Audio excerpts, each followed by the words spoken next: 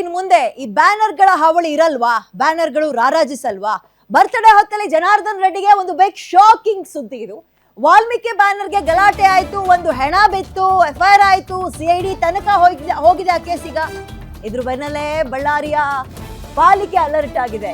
ನಾಳೆ ಜನಾರ್ದನ್ ರೆಡ್ಡಿ ಅವರ ಹುಟ್ಟಿನ ದಿನ, ಜನ್ಮದಿನದ ಶುಭಾಶಯ ಕೋರ್ಬೇಕು ಅವ್ರಿಗೆ. ಬ್ಯಾನರ್ಗಳ ಹಾವಳಿ ಎಲ್ಲವೂ ಅಂದ್ಕೊಂಡಂಗಾಗಿದ್ರೆ ಜಾಸ್ತಿ ಆಗಬೇಕಿತ್ತು. ಇಷ್ಟೊತ್ತಿಗೆ ಆಲ್ರೆಡಿ ಶುರು ಮಾಡ್ಕೊಬಿಡೋರು. ಬಳ್ಳಾರಿ ಮಹಾನಗರ ಪಾಲಿಕೆ ಇದೀಗ ಬ್ಯಾನರ್ ಬ್ಯಾನ್ ಮಾಡಿಬಿಟ್ಟಿದೆ. ರೆಡ್ಡಿ ಬರ್ತ್ಡೇ ಬ್ಯಾನರ್ ಪರವಾನಗಿಯನ್ನ ನಿರಾಕರಿಸಿದ್ದಾರೆ ಪಾಲಿಕೆ ಅವರು. ಹೀಗಾಗಿ ಸರಳವಾಗಿ ಜನ್ಮದಿನವನ್ನ ಆಚರಿಸೋಕೆ ಗಣಿ ಧಣಿ ತೀರ್ಮಾನ ಮಾಡಿದಾರಂತೆ. ಮೊದಲು ಬಳ್ಳಾರಿಯ ಕನಕದುರ್ಗಮ್ಮ ದೇವಸ್ಥಾನಕ್ಕೆ ಹೋಗಿ ಪೂಜೆ ಮಾಡಿಸ್ಕೊ ಬರ್ತಾರೆ. ಅದಾದ್ಮೇಲೆ ಅವ್ರ ತಂದೆ ತಾಯಿಯ ಸಮಾಧಿಗೆ ಹೋಗಿ ಪೂಜೆ ಮಾಡ್ತಾರೆ. ಗಂಗಾವತಿಗೆ ಹೋಗಿ ಅಲ್ಲಿ ಅದ್ದೂರಿ ಆಚರಣೆ ಅಲ್ಲಾಗುತ್ತೆ. ಗಂಗಾವತಿಯಲ್ಲಿ ದೊಡ್ಡ ಸೆಲೆಬ್ರೇಷನ್ ಅನ್ನ ಮಾಡ್ತಾರೆ. ಒಂದು ನೆನಪಿರ್ಲಿ, ಮೊನ್ನೆ ಬ್ಯಾನರ್ ಗಲಾಟೆಯಲ್ಲಿ ಒಂದು ಹೆಣ ಬಿದ್ದಿದ್ದು ಇದೇ ಜನಾರ್ದನ್ ರೆಡ್ಡಿ ಅವರ ನಿವಾಸದ ಮುಂದೆ.